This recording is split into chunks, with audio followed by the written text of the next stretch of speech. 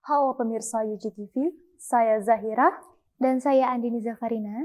Salam jumpa di Info Kampus episode ke-482. Ya, seperti biasa, Info Kampus akan menyajikan informasi aktual dari berbagai kegiatan di kampus Universitas Gunadarma. Betul sekali Zahira. Informasi yang kami rangkum mencakup kampus Depok, kampus Kalimalang, kampus Cakung, kampus Karawaci, kampus Cengkareng, dan kampus Nusantara Universitas Gunadarma. Info Kampus aktual seputar kampus Universitas Gunadarma.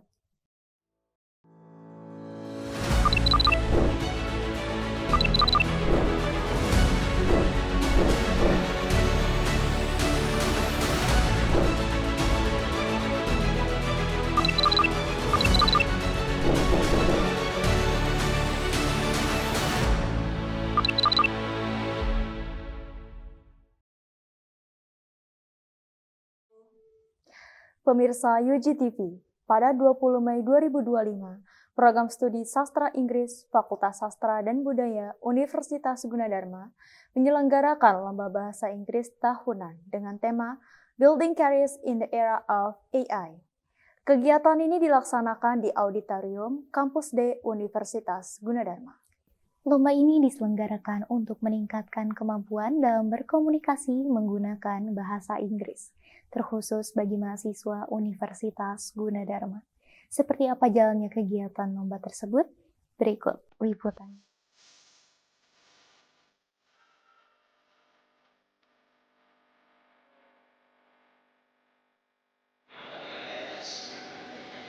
To our judges, thank you for sharing your time and expertise.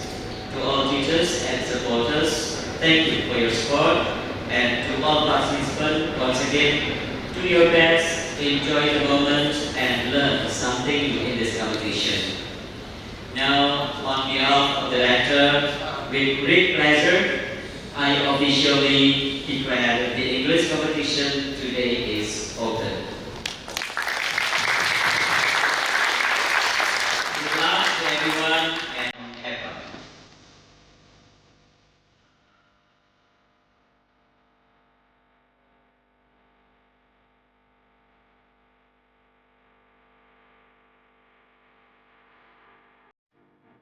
Building Careers in the Era of AI. Itu judul yang diambil untuk English Competition, Annual English Competition 2025. Kita mulai English Competition ini di tahun 2015. Jadi sebetulnya hari ini itu menjadi yang ke-10. Nah, di 2025 ini, in 2025, kenapa kita ngambil Building Careers in the Era of AI? Kita semua tahu AI itu artificial intelligence sekarang sudah menjadi mendunia dan kita pun harus siap untuk menghadapi AI begitu ya. Nah, peserta hari ini itu terdiri dari siswa-siswi senior high schools yaitu sekolah-sekolah SMA yang ada di Tangerang, di Jabodetabek. Lalu juga mahasiswa kami di Universitas Gunadarma dari semua program studi yang ada di Universitas Gunadarma. Tentu ini membuat mereka ingin ikut dalam lomba ini. Nah, hari ini peserta kami ada 83, terdiri dari mahasiswa dan juga siswa, dan juga termasuk mahasiswa kita yang ada di PSDKU di luar kampus utama, begitu, yang dilakukan secara online. Untuk yang di Kalimantan, tetapi untuk yang ada di Depok atau di daerah Tangerang, mereka datang ke sini untuk lomba di sini, yaitu ada 3 tangkai. Yang pertama speech contest.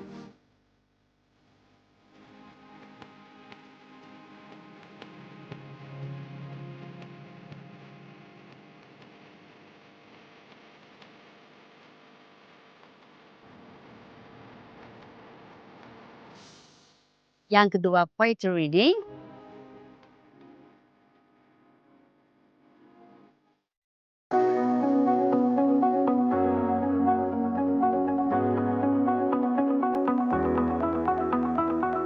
Yang ketiga adalah storytelling.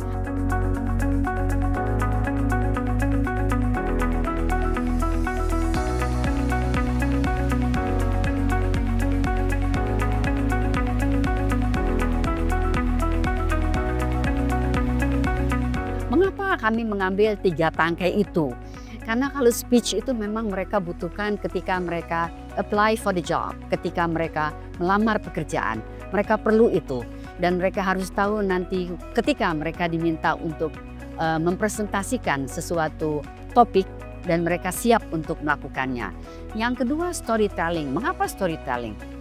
Storytelling itu adalah menceritakan kembali apa yang telah mereka dengar, apa yang telah mereka baca.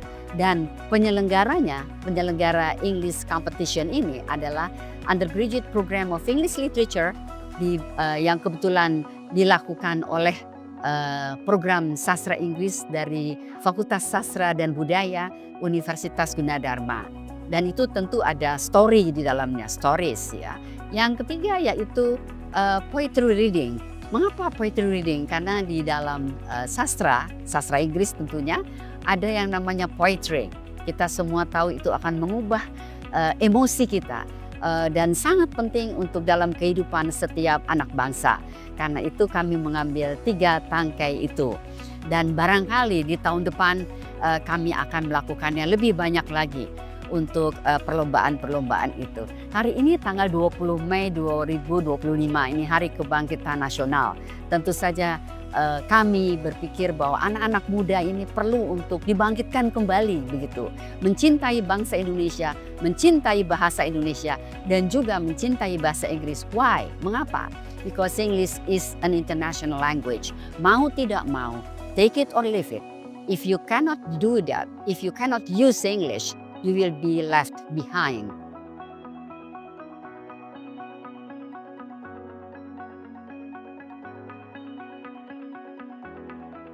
Selamat bagi para pemenang. Yang belum menang, tidak usah khawatir. Ya. Tidak segala-galanya kalian merasa kalah. Karena yang juara pasti 1, 2, 3. Ada juara itu 6, 7, 8. Yang pasti 1, 2, 3. Karena ada 3 orang, kalau ada harapan ya 2, 3 orang juga, maka yang lainnya pasti akan menyaksikan. Selamat bagi pemenang. Tidak usah merasa tinggi, tapi nanti ikut kompetisi lagi. Bagi yang kurang beruntung, mudah-mudahan tidak kecewa, kalian bisa ada kesempatan untuk ikut kompetisi yang lain. Saya kira ini saja yang disampaikan. Terima kasih. Dengan izin Bapak dan sekalian, secara resmi English Competition, secara resmi saya nyatakan diikuti.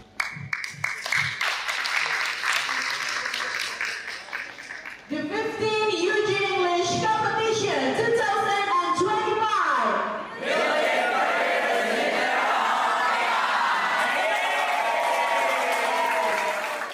Baik pemirsa, Info Kampus akan segera kembali dengan info lainnya setelah pesan-pesan berikut ini.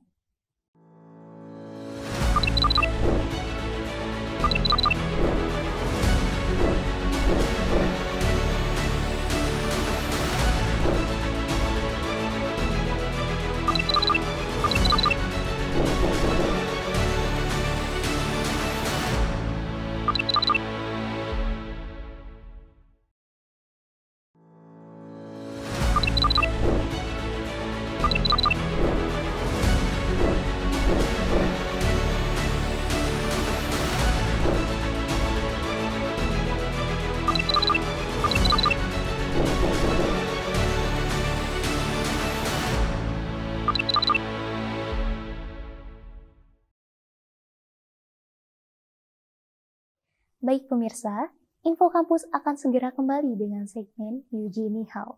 Segmen yang berisi informasi sosial budaya yang dikemas dalam bahasa Mandarin. Ya, program ini merupakan produksi dari rekan-rekan di Program Studi Sastra Tiongkok Universitas Gunadarma. Seperti apa liputannya? Mari kita saksikan bersama Yuji Nihao.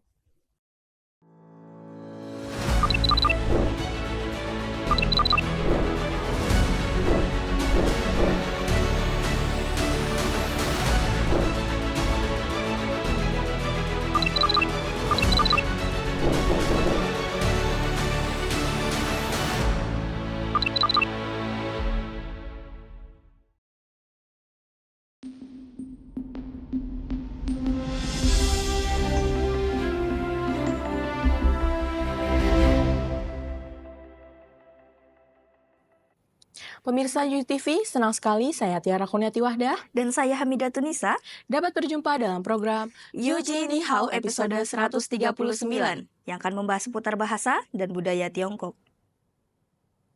观众朋友们您好，欢迎大家收看本期 Yuji Ni Hao 我是汉尼霞。我是王田娜。Pemirsa UTV, uang merupakan salah satu simbol keberuntungan. Hal ini juga diyakini oleh masyarakat Tiongkok secara umum. Maka dari itu, dalam merayakan Tahun Baru Imlek, pemerintah menerbitkan uang kertas maupun uang koin yang merupakan edisi khusus dengan simbol keberuntungan. Betul sekali, uang edisi khusus Tahun Baru Imlek ini banyak diburu oleh masyarakat. Selain sebagai barang koleksi, namun juga bagian dari warisan budaya Tiongkok yang kaya dan penuh warna. Mari kita simak laporan dari Frida Zahra berikut ini. 在中国传统新年到来之际，发行具有吉祥寓意的特制硬币和纸币已成为一种悠久的传统。这种贺岁版货币不仅具有收藏价值，也体现了中国丰富多彩的文化底蕴。贺岁版硬币和纸币的历史可以追溯到2003年，当时中国人民银行发行了第一枚生肖贺岁系列流通纪念币，即归为羊年纪念币。从2015年开始，每年都会发行贺岁金银纪念币，设计上融合了传统元素与现代设计，展现了中华文化的魅力。中国中央银行最近发行了2024年龙年特别版硬币和纸币。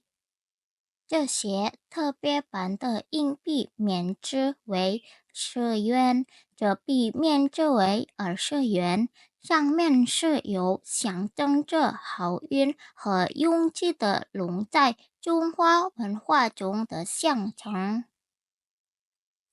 这币正面的主要设计是一条龙，顶部有中华人民共和国国徽、中国人民银行的印章和专题龙印，面额20的数字是彩色且可反射光线的，底部印有汉字20元，底部还有可以发光和变色的20面额数字及汉字20元，动态全息图。透明窗口盲文面额标志。今年朝北面展示了儿童舞龙灯，伴有北京四合院的装饰设计，顶部有面额20和拼音元，底部有花卉设计，动态全息图和年份2024。以及2024的年份数字和中国人民银行新章的印章，面额20，拼音中国人民银行以及蒙古，常为装饰中少数民族文字的中国人民银行20元。发行贺岁版货币不仅是中国传统文化的一部分，也是人民银行不断创新的结果。这些具有吉祥寓意的货币不仅受到广大收藏爱好者的青睐，也成为了弘扬中华文化的重要载体。Tradisi penerbitan koin dan uang kertas khusus Tahun Baru Imlek dimulai pada tahun 2003, ketika Bank Rakyat Tiongkok meluncurkan koin peringatan Sri Shio untuk pertama kalinya. Koin tersebut menandai perayaan Tahun Kambing. 发行中国新年特制纪念币和钞票的传统始于2003年，中国人民银行首次推出钞系列纪念币，这枚硬币标志着羊年的庆祝活动。对啊，自2015年以来，中国人民银行每年都会定期发行春节特别版的金币和银币。这些银币采用传统与现代元素相结合的设计，展现了中国文化的美丽与丰富。Betul sekali, sejak tahun 2015, Bank Rakyat Tiongkok secara rutin menerbitkan koin emas dan perak edisi khusus Tahun Baru Imlek setiap tahun. Koin ini dirancang dengan perpaduan elemen tradisional dan modern yang menonjolkan keindahan serta kekayaan budaya Tiongkok. Baik pemirsa UJTV, saya Hamidah Tunisa. Dan saya Tiara Kunati Wahdah. Kita akhiri Eugenie Hao episode kali ini kembali ke program Info Kampus. 好的，以上是我们 Eugenie 好的所有新闻内容。我是王田娜，我是 Hanisya， 祝您拥有美好的一天。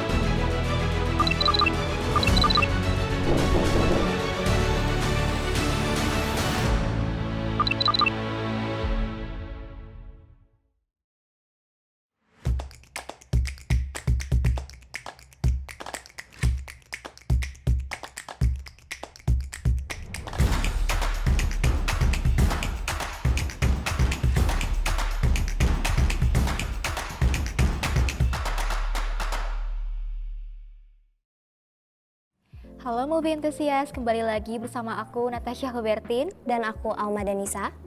Pada segmen review film kali ini kita akan membahas mengenai film yang pastinya ditunggu banget nih oleh banyak penggemar Marvel, apalagi kalau bukan Thunderbolts.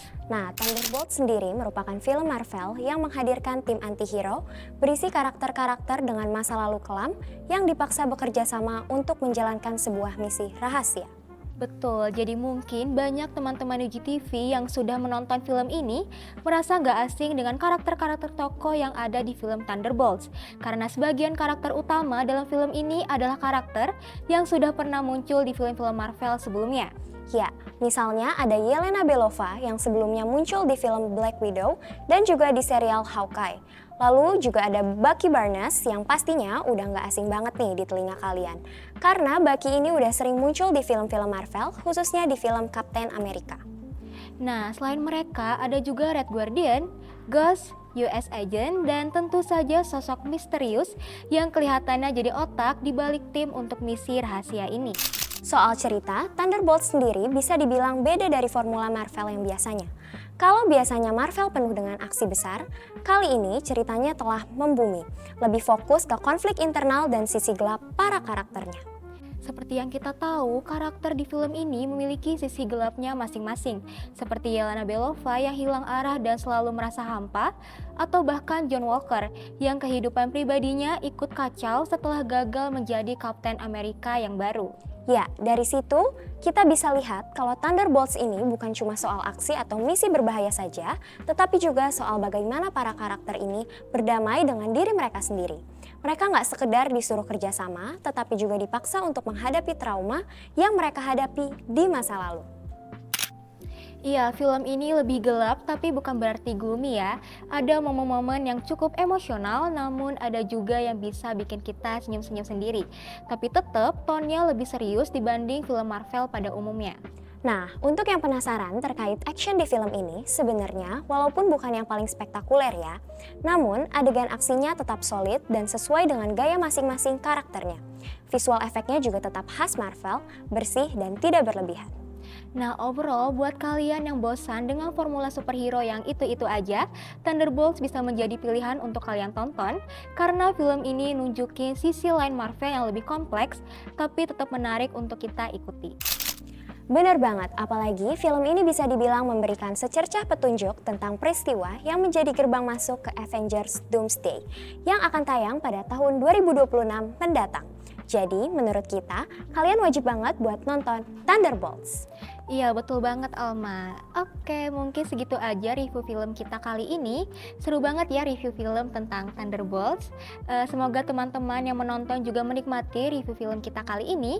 Kalau gitu kami izin pamit undur diri. Aku Natasha Hubertin. Dan aku Alma Danisa mengucapkan terima kasih dan sampai jumpa movie enthusiast.